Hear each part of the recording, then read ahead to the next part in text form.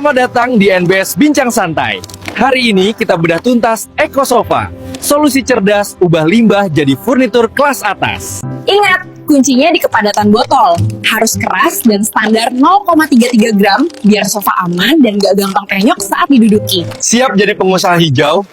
Temukan semua tips dan trik suksesnya di episode kali ini. Yuk, merapat ke NBS Bincang Santai.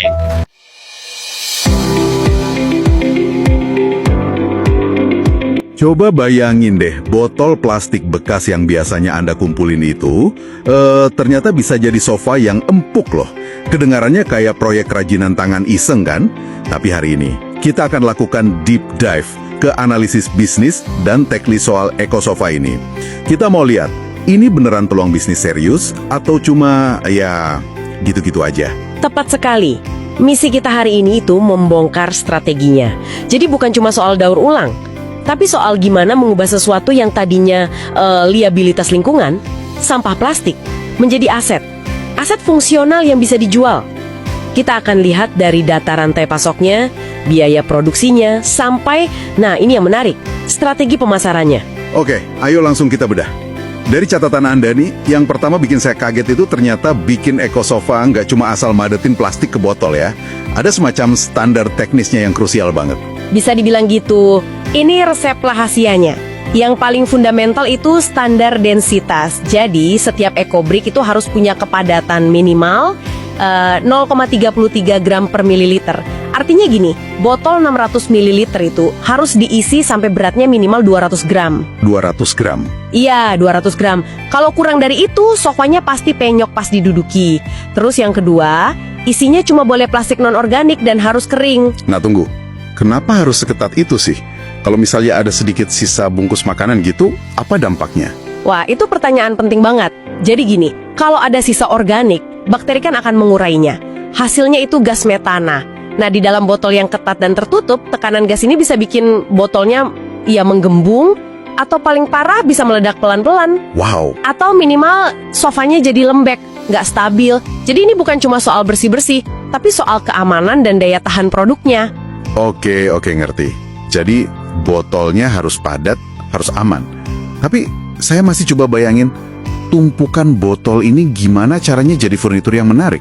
Nah, disinilah muncul dua mazhab desain yang beda. Pertama itu mazhab puris. Mereka ini nggak nutupin bentuk botolnya, justru itu estetikanya. Biasanya dirakit dalam modul heksagonal yang saling kunci, terus direkatkannya pakai silikon, bukan lem tembak. Loh, kenapa harus silikon? Bukannya lem tembak lebih cepat dan gampang ya? Nah, ini jebakan pemula. Banyak yang pakai lem tembak, di dalam ruangan kelihatan bagus, tapi begitu sofanya ditaruh di teras, kena panas matahari, semua sambungannya lepas. Karena lem tembak itu kaku, gampang retak kalau suhu berubah. Silikon lebih fleksibel. Terus, mazhab kedua itu hibrida. Ini yang lebih komersial. Jadi, EcoBrick cuma jadi isian di dalam rangka kayu, terus dilapisin busa dan kain. Hasilnya kayak sofa biasa aja. Tunggu.